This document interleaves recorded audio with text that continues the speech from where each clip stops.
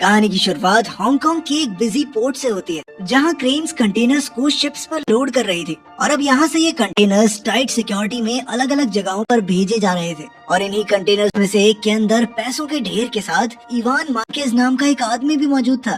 कुछ security checks के बाद वो कंटेनर से बाहर आ गया। असल में ये कंटेनर स्पेन से हांगकांग $1.5 मिलियन के साथ शिप किया गया था और नोटों की गिनती होने के बाद इवान को कुरियर के तौर पर 3% का कमीशन मिलने वाला था, जो होगा लगभग 380 करोड़ रुपए। कुछ साल पहले हम इवान को एक बड़े होटल के सामने फरारी में आते हुए देखते हैं, लेकिन वो सिर्फ वैले पार्किंग का काम करता था। इसके बाद इवान बारिश में भीगता हुआ वापस अपने घर पहुंचा, जहां उसने अपनी माँ को अपनी आज की कमाई दिखाई। उसकी माँ पैसे देखकर काफी खुश थी, लेकिन साथ ही उसने कहा कि अपने पिता के साथ भी थोड़ा समय बिता लिया कर, वो तुझे बहुत याद करते हैं। इवान एक मिडिल क्लास परिवार का नौजवान था जो अपनी जिंदगी में कामयाब होना चाहता था। एक वक्त था जब इवान अपने पिता को अपना हीरो मानता था और वो कभी भी उस दिन को नहीं भूल सकता जब वो अपने पिता के साथ एक शादी का बैंकेट हॉल खोलने के लिए लोन मांगने गया था। उनका बिजनेस शुरुआत में तो काफी अच्छा चला और उनका परिवार खूब नोट छाप रहा था, लेकिन फिर देश में इकोनॉमिक क्राइसिस आने की वजह से उसके पिता का बिजनेस ठप पड़ गया और तब उसने ठान लिया कि वो कभी गरीबी में नहीं जिएगा। रिसेशन के बाद इवान के पिता अक्सर टीवी के सामने शिकायत करते रहते।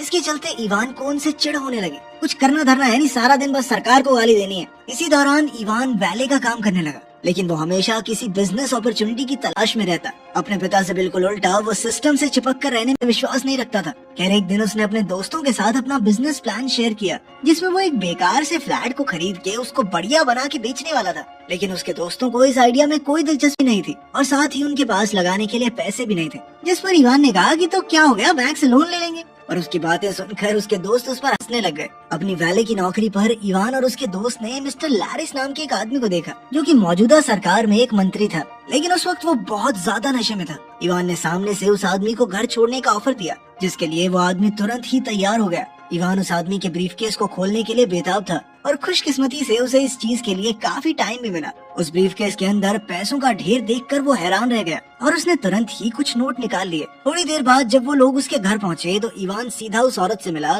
जिसके लिए वो पॉलिटिशियन काम करता था। इवान का मानना था कि वो इस नशेड़ी से बेहतर काम कर सकता है, उसे फर्क नहीं पड़ता चाहे उनका बिजनेस जो मर्जी हो। उसने ये भी बताया कि पॉलिटिशियन पीठ पीछे उनसे चोरी कर रहा था। पैसे तो उसने निकाल ही लिए थे, तो उसकी बात सच निकली। साथ ही मैरी को इवान का कॉन्फिडेंस बहुत अच्छा लगा और फिर उसने इवान को डिलीवरी के लिए 10,000 यूरोज ऑफर किए, जिसे इवान खुशी खुशी पहुंचाने के लिए तैयार हो गया। अगले दिन इवान ने फ्रांसिस्को नाम के एक आदमी को घोड़ा डिलीवर किया, जिसने अपनी बेटी लेटिसिया के बर्थडे के लिए उसे खरीदा था। सवाल करने पर इवान ने उसे बताया कि ये उसकी मैरी के लिए पहली डिलीवरी है। बातचीत के दौरान पता चला कि फ्रांसिस्को और इवान दोनों एक ही शहर से हैं। उसे फ्रांसिस्को की कहानी पता चली कि कैसे वो एक मामूली सी फोटोकॉपी शॉप में काम करता था, फिर धीरे धीरे कुछ बड़े लोगों से हाथ मिलाकर वो आज यहाँ तक पहुँच गया है। अब इवान को फ्रांसिस्को से मैरी के लिए कैश का ब्रीफकेस डिलीवर करना था, लेकिन ये काम इतना आसान नहीं था। रास्ते में इवान को पुलिस ने रोक लिया और कुछ ही पलों में पुलिस को ब्रीफकेस में भरा कैश भी मिल गया। अपने आप को बचाने के लिए इवान ने झूठ कह दिया कि अभी भी मैं घर बेच के आ रहा हूँ, ये पैसा उससे मिला मुझे।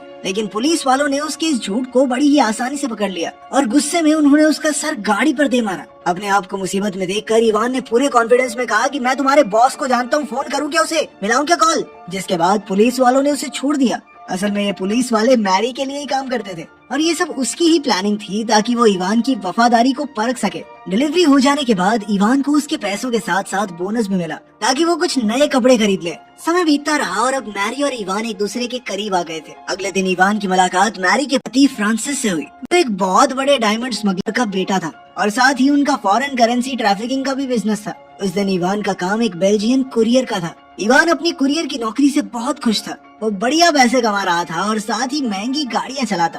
फ्रांसिस्को, जिसे लोग पाको के नाम से भी जानते थे, अपने बहुत ही अमीर क्लाइंट्स के काले पैसे को साफ करने का काम करता था और इसमें फ्रांसिस और मैरी उसकी मदद करते थे। वो इवान को कैश से भरे हुए ब्रीफकेसेस देता था जो उसे बेल्जियम पहुंचाने होते थे। एक दिन इवान लेटिशिया से बात कर रहा था जब उसे पाको ने देख लिया। पाको इस बात से खुश नहीं हुआ और उसने इवान को लेटिशिया से दूर रहने को कहा। कुछ दिनों बाद इवान मैरी से एक रेस्टोरेंट में मिला, जहाँ उसने बताया कि बेल्जियम में खतरा बहुत ज्यादा बढ़ चुका है, इसीलिए उन्होंने एक दूसरे शहर जनीवा में नया पार्टनर ढूंढ लिया है। पर तभी उन दोनों की नजर एक अजीब से कपल पर पड़ी, जिन्हें देखकर इवान कहने लगा कि इस फुद्दू ने कैसे पटा ली है लड़की। जिस पर मैरी ने जवाब दिया कि इसके ब्रीफकेस में जो है ना, उससे सब कुछ हो सकता है। इवान अभी भी मैरी के साथ बिजनेस करना चाहता था, क्योंकि अभी वो इस पूरे खेल के बारे में और सीखना चाहता है। इसके बाद वो लोग एक बिल्डिंग में पहुंचे जहां उनकी मुलाकात मिस्टर स्टूल से हुई। वो भी मैरी का एक बिजनेस पार्टनर था जिसने काले पैसे को साफ करने का बढ़िया सिस्टम बनाया हुआ था और वो भी इसके लिए 3% ही कमीशन लेता था। कुछ देर बाद अपनी माँ से बात करते हुए इवान ने उसी आदमी को टीवी पर देखा जिसकी वो सुंदर सी गर्लफ्रेंड थी। टीवी पर इवान ने उसकी पत्नी को भी देखा और वो समझ गया कि रेस्टोरेंट वाली लड़की से इसका अफेयर चल रहा है। इवान शांति से उसके वापस आने का इंतजार करता है ताकि उसके कमरे में कैमरास इंस्टॉल करके उसे ब्लैकमेल कर सके। उस आदमी का नाम लुइस था और इवान ने उसके कमरे में घुसने के लिए एक क्लीनर को थोड़े पैसे भी दिए, लेकिन बदकिस्मती से रेस्टोरेंट के सिक्योरिटी ऑफिसर यानिक ने उसे रंगे हाथों पकड़ लिया। पर असल में तो यानिक भी उतना ही हरामी था, उसको सिर्फ इवान के मुनाफे का एक हिस्सा चाहिए था। जिसके बाद यानिक ने खुद कैमरा इंस्टॉल किए। इसके बाद जो वीडियो एविडेंस उन्हें मिला वो लुइस को ब्लैकमेल करने के लिए काफी था। इवान को पूरा भरोसा हो गया कि यानिक उसका एक बहुत बढ़िया पार्टनर बन सकता है, क्योंकि ताकतवर होने के साथ साथ उसका दिमाग भी बहुत तेज था। काम खत्म होने के बाद उन दोनों ने मस्त पार्टी करते हुए रात बिताई। इसके बाद इवान ने मैरी से मिलकर उसे बताया कि काफी समय से उसकी माँ से मिलने की जिद कर रही है। मैरी ने तुरंत ही कह दिया कि भाई कोई बात नहीं, जितने दिन की छुट्टी चाहिए ले ले, क्योंकि उसके मुताबिक परिवार सबसे जरूरी है। साथ ही उसने इवान को एक घड़ी भी तोहफे में दी, क्योंकि उसका मानना था कि एक इंसान की घड़ी और जूते उसके बारे में सब कुछ बता देते हैं।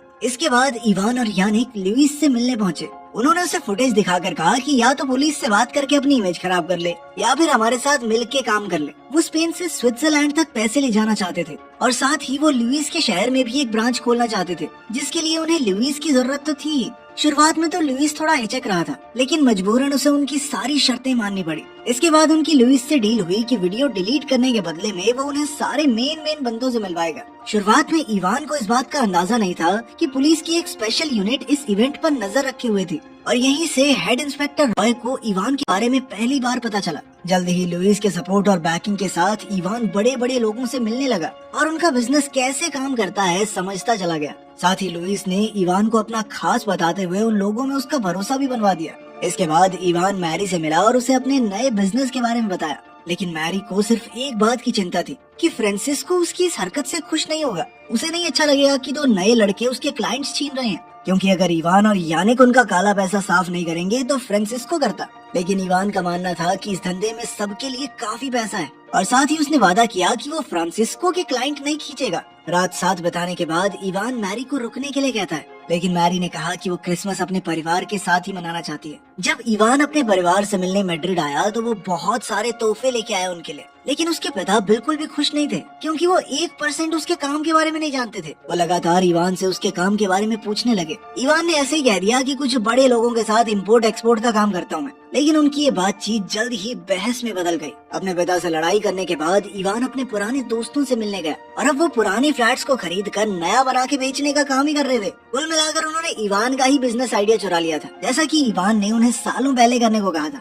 समय बीतता गया, पैसे आते गए और इवान का बिजनेस फलता फूलता रहा। ऐसे ही एक मीटिंग के दौरान उसकी मुलाकात फ्रांसिस्को और लेटिसिया से हुई। फ्रांसिस्को इस बात से नाराज था कि इवान उसके क्लाइंट्स को अपनी तरफ कर रहा है और उसने इस बारे में इवान को चेतावनी भी दी, लेकिन जब उसके बाद भी इवान नहीं माना तो फ्रांसिस्को ने अपने कुछ आदमियों को इवान और यानिक को सबक सिखाने के लिए भेजा। वो सिर्फ ये दिखाना चाहता था कि उसके इलाके में बिजनेस करने का उन्हें कोई हक नहीं है। इस हादसे के बाद भागने के बजाय इवान ने फ्रांसिस्को का सामना करने का फैसला किया और उसने उसे यकीन दिलाया कि वो फ्रांसिस्को की क्लाइंट्स को नहीं छेड़ेगा। साथ ही उसने फ्रांसिस्को को कहा कि सर देखो, मैं आपके एरिया में काम कर रहा हूँ ना, आप प्रॉफिट का 30% ले लो। उसकी ये बातें सुनकर फ्रांसिस्को बहुत ज्यादा खुश हो गया। इस दौरान इवान ने बहुत पैसे कमाए और इसी के चलते उसमें कुछ ज्यादा ही गुरूर आ गया था और जब मैरी ने उसके बदलते बर्ताव के बारे में कुछ कहा तो वो गुस्सा हो गया। उसका मानना था कि जो सबसे ज्यादा पैसे लेके आ रहा है उसकी इज्जत तो करनी पड़ेगी। खैर मैरी ने उसे ये भी बताया कि उसके पति को फ्रांसिस्को पर चल रही इन्वेस्टिगेशन के बारे में खबर मिली है और इसीलिए उसने इवान को इस सब से दूर रहने को कहा, लेकिन इवान ने उसकी सलाह नहीं मानी और अपना बिजनेस और बढ़ाने का प्लान बनाया। कुछ समय बाद इवान की नजर एक पार्टी के बाहर खड़े अंडरकवर पुलिस वालों पर पड़ी और उसने उनके पास जाकर कहा कि अपने बॉस के पास ले चलो। वो पुलिस वाले उसे पुलिस स्टेशन ले गए, जहाँ इवान की मुलाकात इंस्पेक्टर मैनुअल रॉय से हुई, जो उस समय इंक्वायरी का इंचार्ज था। इवान ने कहा कि मैं पुलिस की मदद करने को पूरी तरह तैयार हूँ और मेरा बॉस है फ्रांसिस्को, मैं तो सारे पैसे उसी को देता हूँ, उसके बारे में तुम्हें पूरी जानकारी दूंगा। लेकिन इसके बदले में उसने अपने लिए पूरी सेफ्टी और प्रोटेक्शन की मांग की और उसने अपने प्रॉफिट का 30% फ्रांसिस्को को देने का वादा भी इसीलिए किया था ताकि वो बाद में उसे फंसवा सके। लेकिन अब उसे एक ऐसे सबूत की जरूरत थी जिससे ये साबित हो जाए कि उसने पुलिस को फ्रांसिस्को के बारे में नहीं बताया और इसीलिए वो लेटिसिया को पेरिस ले गया, जहाँ 1 हफ्ते के लिए उसने लेटिसिया की हर एक डिमांड पूरी की। वो लेटिसिया के साथ प्यार का नाटक सिर्फ इसलिए कर रहा था कि किसी को उस पर शक ना हो और वो कह सके कि मैं तो अपनी गर्लफ्रेंड के साथ बाहर गया हुआ था, मुझे क्या पता। खैर कुछ दिन बाद जब लेटिसिया ने टीवी पर अपने पिता के जेल जाने के बारे में सुना तो वो तुरंत ही मैड्रिड वापस जाने के लिए तैयार हो गई। लेकिन उसे इस बात का बिल्कुल अंदाजा नहीं था कि इवान ही उसके पिता की गिरफ्तारी का जिम्मेदार है। लेकिन जब इवान शहर में वापस आया तो लेटिसिया ने उसे अजनबी लड़कियों के साथ सोते हुए पकड़ लिया, जिससे वो समझ गई कि इवान ने उसके साथ प्यार का झूठा नाटक किया था। फ्रांसिस्को के जेल जाने के बाद इवान ने सबको कहा कि जब तक वो छूट कर नहीं आता तब तक उसके क्लाइंट मैं संभाल लेता हूँ। लेकिन मैरी और उसके पति फ्रांसिस को ये सही नहीं लगा,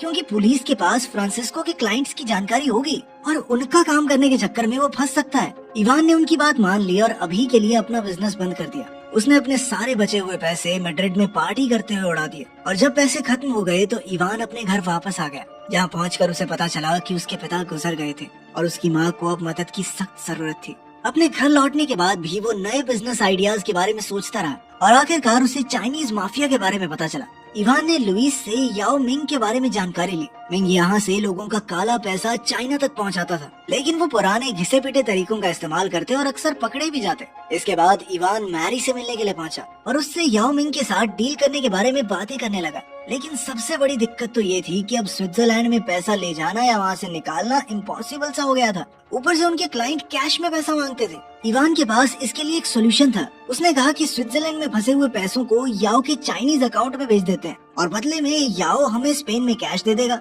दोनों ही पार्टियों को ये आइडिया बहुत पसंद आया और वो इसके लिए तुरंत तैयार हो गए। इधर मैरी और इवान अपनी नई डील की खुशियां मना ही रहे थे कि तभी फ्रांसिस्को अचानक उनकी टेबल पर पहुंच गया। लेटिसिया को धोखा देने के बाद फ्रांसिस्को को पता चल गया था कि इवान ने ही उसके खिलाफ पुलिस को खबर दी थी और उसने जज को पैसे खिला के अपना केस डिसमिस करवा लिया और अब वो किसी भी हाल में इवान से बदला लेना चाहता था। साथ ही उन्हें ये भी पता चला कि उनके लिए काम करने वाली एक सॉफ्टवेयर इंजीनियर ने स्विस बैंक अकाउंट्स की लिस्ट लीक कर दी है, जिसके बाद स्टूल और फ्रांसिस बचे हुए पैसे लेकर भाग गए थे। अब इवान और मैरी तुरंत समझ गए कि वो बहुत बड़ी मुसीबत में है, क्योंकि उनके तो ज्यादातर क्लाइंट उस लिस्ट में थे। अब पुलिस उनका पीछा कर रही थी तो उन्होंने भागने की पूरी कोशिश की, लेकिन अचानक से उनके चाइनीज क्लाइंट के कुछ आदमियों ने आकर उन्हें पकड़ लिया, जिसके बाद उन दोनों को याओ मिंग के पास ले जाया गया, जो कि खुद भी बहुत बड़ी मुसीबत में था, क्योंकि पुलिस उसका भी पीछा कर रही थी। मिंग को लग रहा था कि इवान ने उसके बारे में पुलिस को बताया है और इसी चक्कर में वो इवान और मैरी दोनों को मारना चाहता था। जैसे ही याओ इवान पर गोली चलाने ही वाला था, तभी इवान ने जल्दी से एक प्लान बनाया, जिसके मुताबिक उसने याओ से वादा किया कि वो खुद उसके पैसे को मंजिल तक पहुंचा के आएगा। उसने याओ को भरोसा दिलाया कि वो कैश से भरे कंटेनर में खुद छुपकर स्पेन से हांगकांग तक याओ के सारे पैसे ट्रांसफर कर देगा। ये प्लान रिस्की जरूर था, लेकिन इकलौता ऐसा प्लान था जिसमें इवान जिंदा बच सकता था। साथ ही अगर इवान हांगकांग पहुंच गया तो याओ को ये डर नहीं होगा कि वो पुलिस से बात कर सकता है। प्लान के मुताबिक इवान बिल्कुल सही सलामत हांगकांग पहुंच गया और अब 3% मिलेंगे ये सोचकर वो बहुत खुश था। लेकिन अचानक से पुलिस वालों ने आकर उसे गिरफ्तार कर लिया, जिसके बाद उसे वापस स्पेन भेज दिया गया और अब वो जानता था कि उसके लिए सिर्फ एक ही उम्मीद है कि उसे एक अच्छा लॉयर मिल जाए जो उसकी सजा कम करवा दे, क्योंकि सजा होनी तो पक्की है। लेकिन उसके वकील ने उसे बताया कि कम से कम 15 साल की जेल तो पक्की है भाई तुझे, जिस वजह से इवान ने पुलिस इंस्पेक्टर को रिश्वत देने की कोशिश की, पर बदकिस्मती से वो पुलिस वाला बिकाऊ नहीं था। इसके बाद इवान को पता चला कि असल में मैरी ने अपनी जान बचाने के लिए पुलिस को उसके बारे में बताया था, जिस वजह से उसे हांगकांग में पकड़ लिया गया। इवान समझ सकता था कि उसने अपनी जान बचाने के लिए ऐसा किया और अगर शायद मैं भी उसकी जगह होता तो ऐसा ही करता। बाद में याओ मिंग भी पुलिस के हाथ लग गया। आखिर में इवान जेल जाने वाला होता है, जहाँ उसे आखिरकार अपने पिता की बात सही लगती है और एक इंटरव्यू में वो कबूल करता है कि पैसे लोगों के सर चढ़ जाते हैं और उसके साथ भी कुछ ऐसा ही हुआ था। वीडियो पसंद आए तो लाइक कर देना, चैनल को सब्सक्राइब कर लेना। मिलते हैं अगले वीडियो में।